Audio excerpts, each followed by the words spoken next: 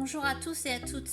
Ce message s'adresse aux licenciés d'Auvergne-Rhône-Alpes de la Fédération française de cyclisme. Je ne reviendrai pas sur les événements qui touchent la planète depuis mars 2020. Je pense que, comme tout à chacun, vous suivez l'actualité de près.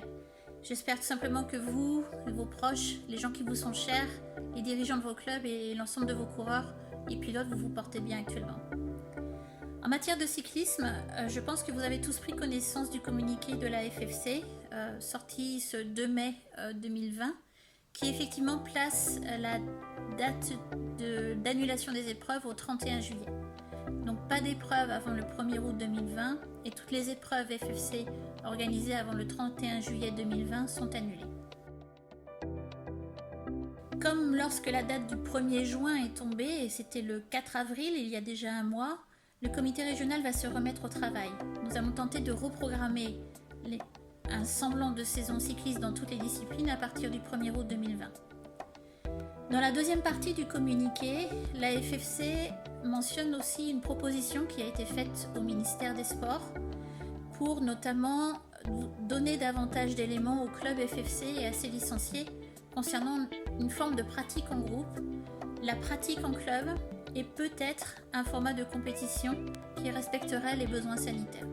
Ainsi, très clairement, je m'adresse à vous aussi pour vous dire qu'aujourd'hui, ce samedi 2 mai 2020, nous n'avons pas la réponse aux questions que vous avez été déjà très nombreux à adresser, aussi bien à la FFC qu'au comité régional. Non, nous ne pouvons pas vous dire quand la pratique en club reprendra. Nous ne pouvons pas vous dire qu'il est autorisé de faire rouler, d'encadrer des mineurs à partir du 11 mai. Nous savons seulement, et cela a été expliqué par la ministre la semaine dernière et par le communiqué de la fédération ce jour, que la pratique doit être individuelle à partir du 11 mai. Et on sait aussi que les choses évolueront petit à petit, semaine après semaine, aussi bien via les instructions de l'État que de celles de la Fédération française de cyclisme. Donc aujourd'hui, je dois en appeler à votre maturité et à votre patience. Les informations concordent et il est probable que les prochaines instructions tombent dans quelques jours. Ce n'est plus la phase de sécurisation que nous avons connue au mois de mars qui est mise en place dans l'urgence. Ce qui est étudié actuellement, c'est la phase de retour à la normale. Et il est très naturel, au vu de ce que l'on sait et de ce que l'on ne sait pas de cette crise sanitaire, que de multiples précautions soient prises et que les gens, les institutions, prennent leur temps pour annoncer des instructions et des obligations ou des autorisations. Donc patience, s'il vous plaît. On aimerait tous savoir tout exactement et tout de suite, mais nous sommes des adultes et nous devons prendre encore notre mal en patience et surtout l'expliquer aux plus jeunes d'entre vous, à ceux qui n'ont pas cette patience, à quel point il est inutile de se précipiter à ce jour.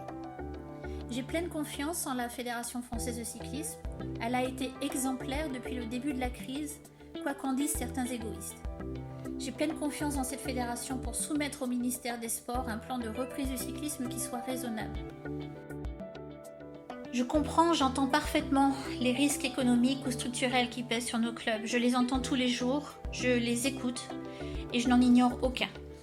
Sachez qu'un comité départemental, un comité régional vit exactement la même période que les clubs, mais peut-être effectivement à cause d'un modèle économique ancien, mais dont nous avons du mal à nous débarrasser, surtout lorsqu'il y a d'autres travaux à traiter, de manière peut-être un peu plus drastique encore que les clubs. Mais ma plus grande crainte, en dehors de ces risques sur nos clubs, c'est de voir les coureurs et pilotes reprendre leur activité sportive peu à peu, le 11 mai, et une dizaine de semaines plus tard, d'être toujours dans l'incapacité de leur proposer une activité, notamment de compétition. Car c'est bien le cœur de nos activités que de proposer la compétition et d'y voir nos athlètes, nos coureurs et pilotes y progresser. Et pour être factuel, non seulement nous ne connaissons pas bien la date de reprise des compétitions, mais en plus, notre calendrier classique se vide de jour en jour pour les épreuves qui étaient programmées, y compris en août, septembre et octobre. Le comité régional avait déjà pas mal travaillé pour replanifier les épreuves annulées et en ce sens, je remercie vraiment les présidents de commission et les organisateurs qui ont su mettre en place une certaine flexibilité. Un certain nombre d'entre eux ont été capables de choisir des dates, y compris en juillet. Cela veut dire qu'ils doivent recommencer le travail actuellement afin de faire en sorte que leur épreuve ait lieu quand même. Ce n'est pas possible pour chaque club de replanifier une épreuve, j'en suis pleinement consciente, et que ce soit clair, nous n'en voulons à personne. Certains clubs ont cette flexibilité, d'autres ne l'ont pas. Certaines personnes me disent que ça ne sert à rien de faire ce travail de reprogrammation, que 2020 sera une année blanche, je la vois plutôt noire moi. D'autres que nous devrions forcer les organisateurs à prendre des dates. Bon, la vérité est sans doute un peu au milieu, il faut rester raisonnable. Ici, au comité régional, nous avons envie de voir nos coureurs et nos pilotes rouler en compétition. Nous avons envie de voir des clubs retrouver une forme de vie associative autour d'organisations de manifestations. Mais nous ne sommes pas là pour mettre en difficulté des structures qui vont vivre une année très difficile, nul ne l'ignore.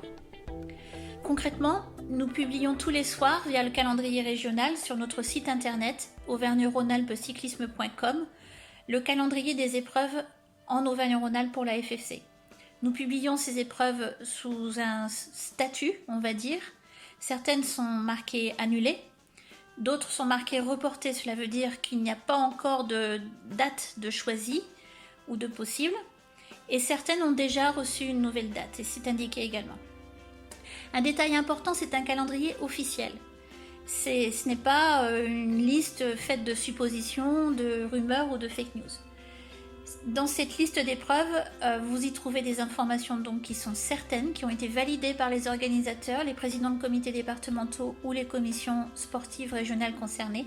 Et j'invite vraiment les organisateurs à consulter ce calendrier et à imaginer comment repositionner les manifestations qui sont à ce jour encore annulées ou reportées sans date attribuée. Les commissions régionales, les comités départementaux également, vont regarder quelles sont les lacunes de ce calendrier en fonction des disciplines, et il est fort probable que nous contactions un certain nombre d'organisateurs individuellement pour tenter de combler ces lacunes et de proposer le calendrier le plus cohérent possible. C'est une proposition de calendrier, et encore une fois, ceux qui n'auront pas envie de courir, certains s'expriment actuellement, ne seront pas obligés de le faire. Pour la route, il est important de noter qu'il a été décidé en Auvergne-Rhône-Alpes de ne pas commencer la saison cyclocross avant le week-end du 3 octobre. Et ce, afin de laisser la place en septembre aux épreuves route, mais également aux épreuves VTT. Ces épreuves route et VTT sont, pour les spécialistes du cyclocross, indispensables pour préparer correctement une saison de cyclocross. Mais par ailleurs, il fallait un petit peu revenir à la raisonnable et éloigner de l'été le début de cette saison de cyclocross, qui est une discipline hivernale. Autre point important, pour la route et le VTT, les épreuves reportées actuellement représentent à peine une épreuve sur 6 parmi les épreuves à annuler, c'est-à-dire celles organisées normalement avant le 31 juillet. Ça veut dire que pour l'instant, il n'y a pas d'embouteillage au calendrier sur la fin de l'année. Il y a des options et des opportunités à saisir. Si un organisateur ressent la possibilité de reprogrammer son épreuve, faites-le savoir, faites-le nous savoir, partagez cette information avec vos relais au comité régional ou au comité départemental. Pour la piste, nous avons Lilian Couillet, pour le BMX Michel Lechaigne, pour le VTT Cross Country, une nouvelle équipe composée de Rémi Vidal et Jean-Michel Falgou, pour le VTT-DH Sébastien Baudon, pour l'Enduro Emmanuel Henry, pour le Trial Cécile Jaillet et pour le cyclisme en salle Pauline Fournier. Donc tous ces interlocuteurs du comité Auvergne-Rhône-Alpes sont à votre disposition pour étudier avec vous les reports éventuels. Pour la route, vu le volume d'épreuves, c'est une structure un petit peu différente. Je vous demanderai de vous adresser à vos relais de comités départementaux. Et bien évidemment, le comité régional est également à disposition. Donc voilà, en conclusion, je vous ai demandé ce soir de la patience d'un côté.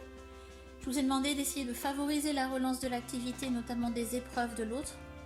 Donc je sais que nous vous en demandons beaucoup actuellement, notamment dans un contexte d'inconnu et encore une fois d'éventuelles difficultés en fin d'année et l'année prochaine pour nos structures, pour nos clubs.